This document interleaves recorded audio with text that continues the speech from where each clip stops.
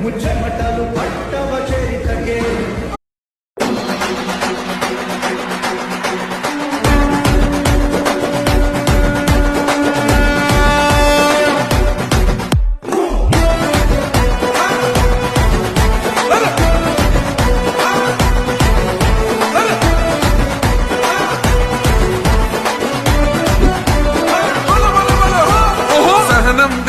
చంద్రుడు శంఖం పూరించనే రాముని తీరు శ్రీరాముని తీరు అచల్ సమరం చేద్దామంటూ సైన్యం కదిలొచ్చనే హనుమంతుల తీరు ఇది ఆంధ్రుల పోరు ఒక యుద్ధం పుట్టింది సీమాంధ్రుల కోసం ఈ రాక్షస పాలన